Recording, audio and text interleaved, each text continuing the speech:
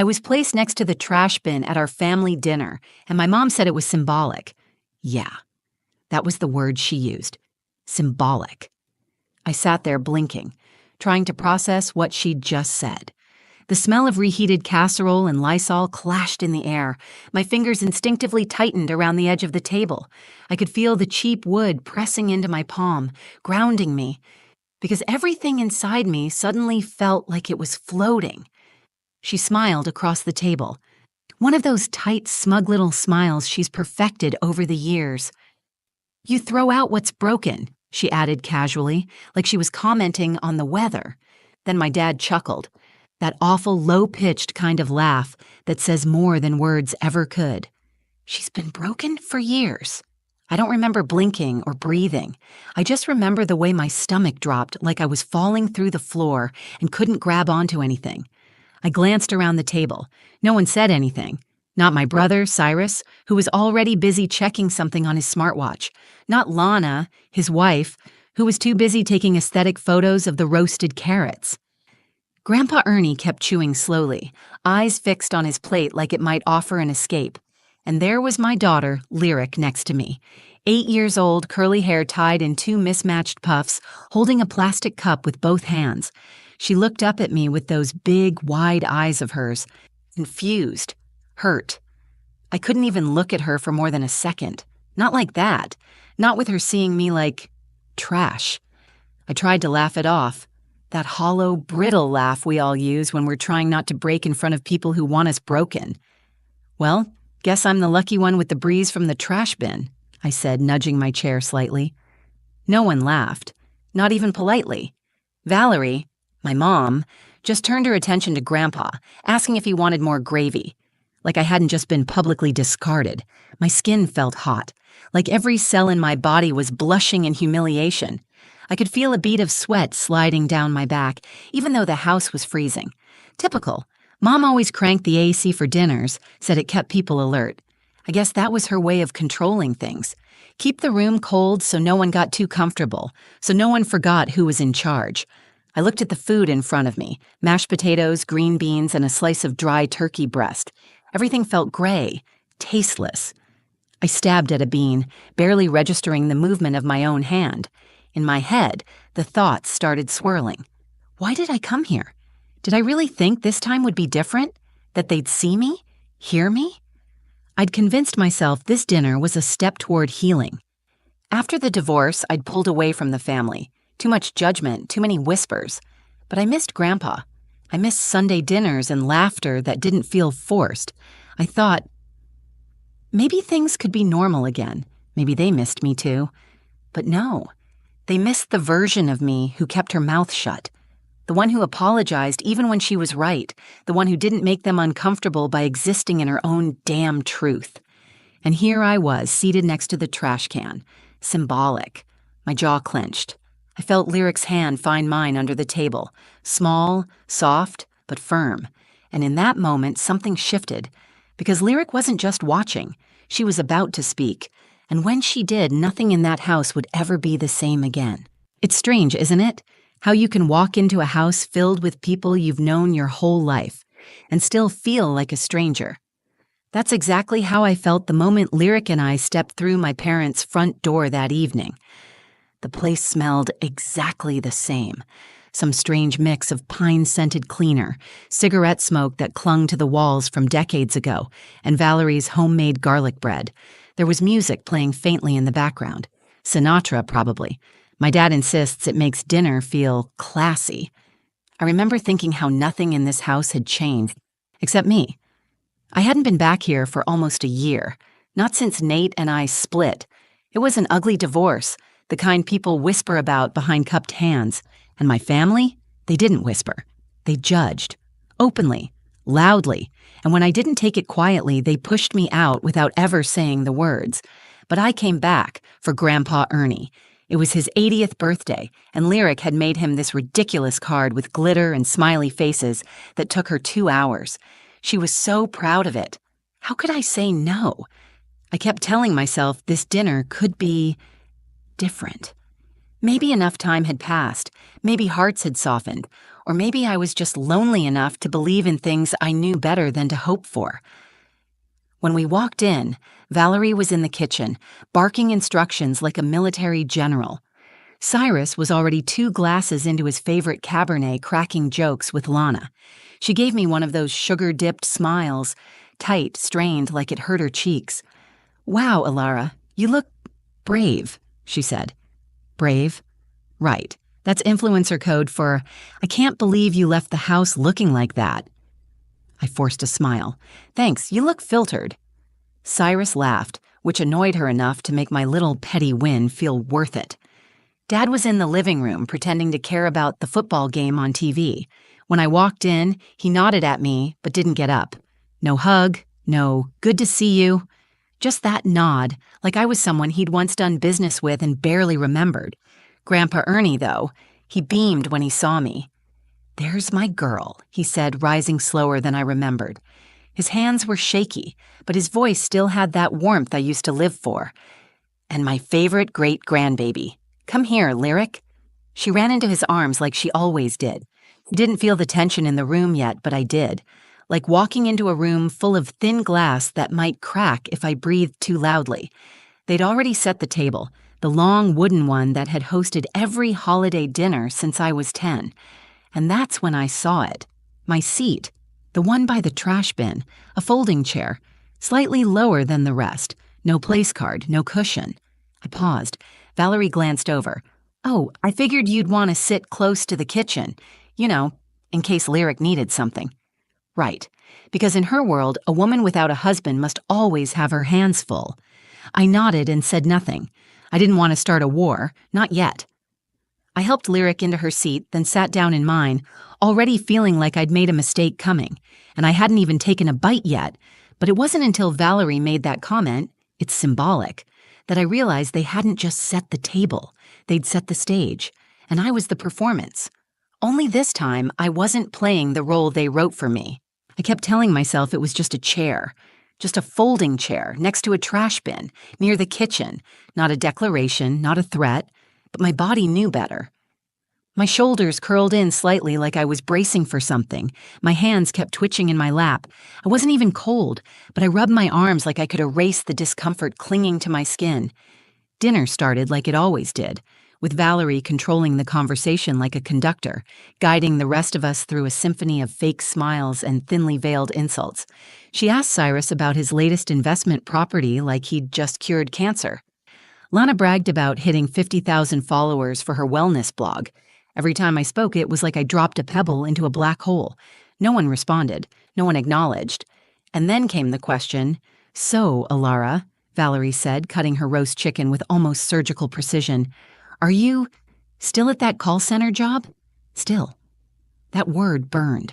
Like everything I did was temporary. Like my life was just a waiting room until someone else rescued me. "Yeah," I said, keeping my voice calm. "Still there, it's steady, pays the bills." Lana jumped in.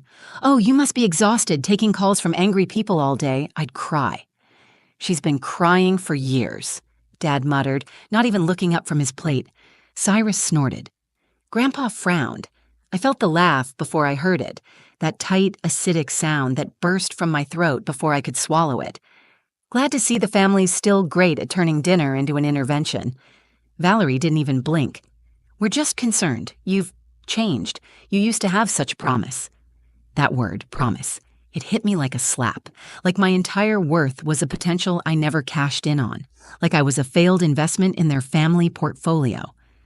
Lyric looked up from her plate. Her fork paused in midair. She could sense it. The shift. The moment things turned from awkward to ugly. I tried to steer it back.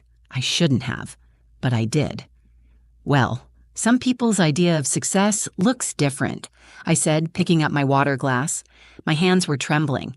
"Mine looks like raising a good kid, making it through the week, therapy." Silence.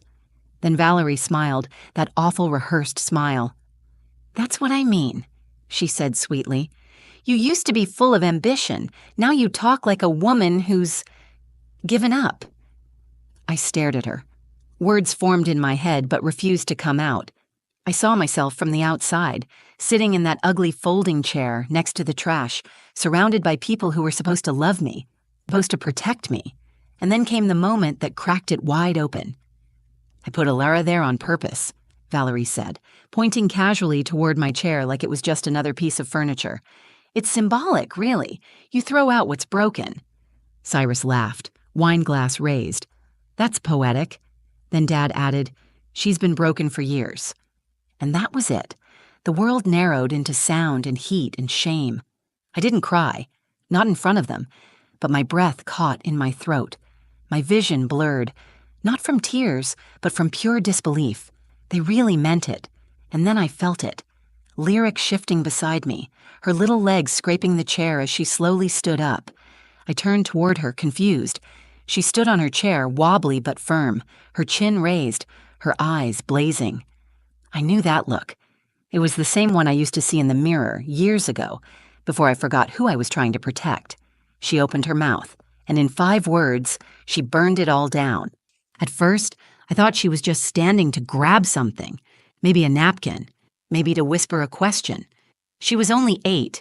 She'd never done anything like this before. But there she was, Lyric, standing barefoot on her chair, hands clenched into tiny fists, her plate pushed slightly forward like she needed room to anchor herself. The entire table froze.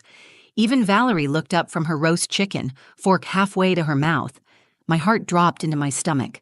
"Lyric?" I whispered, reaching for her hand. "Honey, sit down." But she didn't. Her voice was small but clear. Her lips trembled slightly, but her eyes were steady, locked on my father. "If she's trash," she said, "then why is this photo in your wallet?" You could hear the AC hum, the clink of a fork falling against a plate, the scrape of a chair leg shifting slightly across the hardwood floor. I looked at her, stunned. I had no idea what she meant. Dad blinked. "What?" "This one," Lyric said, holding up her tiny palm, mimicking the shape of a photo. "The picture of her. You showed it to me once. Said it was your favorite." His face turned the kind of red that comes from being caught. Not in a lie exactly, but in the truth you never thought would matter. He opened his mouth, closed it again. Then slowly, without a word, reached for his wallet. He pulled it out, fumbling slightly. His fingers moved slower than usual, like he didn't want to find what she said was there. But he did, tucked into the transparent sleeve behind his license. A photo. Me. I hadn't seen it in years. It was taken the day Lyric was born. I looked exhausted. My hair was messy and I had no makeup on, but I was holding her in the hospital bed, smiling like I'd just discovered light for the first time. He stared at it. Everyone did. Valerie's expression darkened. She didn't like being knocked off her throne. "That doesn't prove anything," she muttered, reaching for her wine. But something in the room had shifted. The silence wasn't awkward anymore. It was loud. It was crackling with all the things no one could take back. And my daughter had just torn a hole through their little narrative, with one pure, pointed sentence. I felt it in my chest. Not pride, exactly. Something deeper, something quieter, like recognition. Like I'd just seen a piece of myself return through her. I stood up, my knees stiff from sitting so rigid. "Thank you, Lyric," I said softly, placing a hand on her back. "You can sit now." She nodded and slowly lowered herself down, never taking her eyes off Valerie. I didn't yell. I didn't throw my plate across the room like I imagined doing so many times. I just looked around at every face at that table, all of them so eager to define me, to label me, to place me. And for the first time in my life, I didn't feel the need to explain anything. "I think we're done here," I said, not loud, just enough to make them listen. Grandpa Ernie gave me the smallest nod, the kind that said, "Finally." I helped Lyric down from her chair and took her hand. I didn't grab my coat. I didn't say goodbye. I just walked out, barefoot and steady, carrying more strength than I'd arrived with, because this wasn't about a seat at the table anymore. It was about choosing not to sit at tables where love was conditional. We stepped outside into the night air, and it hit me like a wave. Cool, still, honest. No artificial AC chill, no manufactured smiles or shallow praise, just the quiet hum of cicadas and the faint scent of damp grass and hydrangeas. The kind of peace I hadn't felt in months, maybe years. I hadn't realized how tightly I'd been holding my breath until I let it go. One deep, shaky exhale. My grip on Lyric's hand loosened, but she held tighter. "You okay, Mama?" she asked. I crouched down beside her on the porch, knees pressed against the splintered wood, eyes level with hers. Her little face was serious, almost worried, but underneath it I saw something else. Certainty. I brushed her curls back from her forehead. "I should be asking you that." She shrugged. "They were mean, so I said something." Just like that. Like it was the simplest thing in the world. Like defending me didn't take courage. Didn't mean walking directly into a moment no child should ever have to witness. But that's the thing about kids. They're honest. They don't yet know how to coat truth in comfort or dress cruelty in politeness. They just say what they see. And Lyric saw me.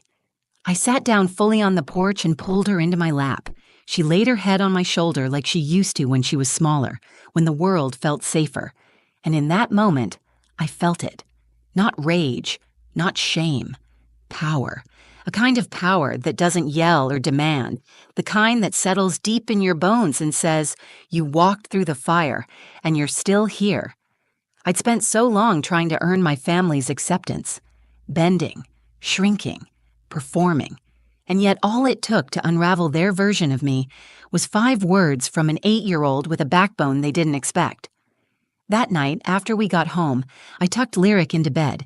She fell asleep instantly, curled around her stuffed unicorn like nothing had happened. But I couldn't sleep. I kept thinking about that photo. I couldn't remember the last time I'd even seen it. Maybe years ago, stuffed in some forgotten drawer. I didn't even know my dad had kept it. I used to think he was proud of me. Before the marriage, the baby, the career that didn't impress them. Before I started living in ways they didn't understand. Why keep a photo of someone you ridicule? That question wouldn't let me go. The next morning, a delivery showed up at my apartment.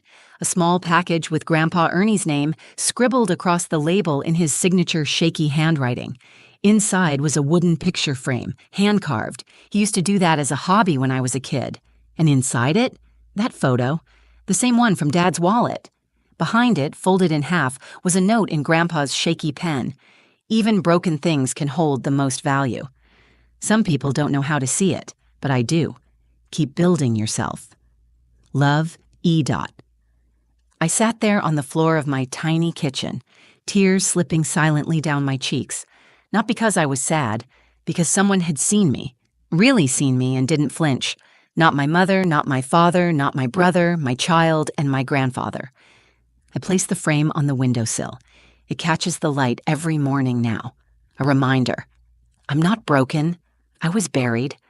And now, I'm unearthing. Sometimes healing doesn't come with fireworks. It comes quietly, like the way sunlight filters through a cracked curtain in the morning. Software unexpected. Steady. That's how the days felt after that dinner. There was no grand confrontation, no apology, no dramatic scene where someone begged for forgiveness. My phone stayed quiet. My family said nothing. And for the first time, I was okay with that. Because I wasn't waiting for them anymore. I used to think I needed closure. That if I just said the right thing, proved myself in the right way, earned enough success or stability, they'd finally let me back in. But what I realized was, there was no door to be let back into when the house was never safe to begin with. What I needed wasn't their acceptance. It was my own. That picture frame from Grandpa stayed on the windowsill, right above my sink. I'd catch a glimpse of it when I was washing dishes or packing Lyric's lunch, and every time it reminded me of who I used to be and who I was becoming. I kept thinking about the version of me in that photo, tired, raw, but lit up with a kind of joy I hadn't seen in myself for years. That girl didn't care what anyone thought of her. She was just in the moment, holding her daughter, feeling like she'd survived something. And she had. I started doing little things to reconnect with her. Not big, dramatic gestures, just simple, quiet steps. I bought myself a real chair for the kitchen table. I stopped shrinking myself when people asked what I did for work. I started saying no without explaining why. And with every one of those small choices, I felt pieces of myself clicking back into place. Lyric asked me once, a few weeks after the dinner, "Why didn't you say something back to them, Mommy? Like something mean?" I paused before answering. She deserved the truth, but also the lesson. Because I didn't want to match their cruelty, I said. Sometimes walking away is louder than yelling. She nodded like she understood, but then she added, "Well, I'm glad I said something." I smiled. Me too. She doesn't know it yet, but what she did at that table, it gave me permission to stop pretending, to stop asking for a seat in a room I never belonged in, to build my own damn table with seats for people who love without condition, like her, like Grandpa. Not everyone gets that moment, that line in the sand, that person who stands up for you before you remember how to stand up for yourself. But if you've ever been made to feel small, like you're the problem, the disappointment, the broken one, I want you to hear this. You are not trash. You are not disposable. You are not the version of yourself that others are most comfortable with. You are allowed to take up space, to speak, to change, to walk away. And if no one has ever stood up for you, then let this story be your beginning. Because maybe you were never broken. Maybe you were just buried under other people's definitions of who you're supposed to be, and now you're allowed to dig yourself out. If this story resonated with you, if you've ever felt like the outsider at your own family table, I want you to know you're not alone. And maybe, just maybe, this is your sign to stop sitting where you don't feel seen.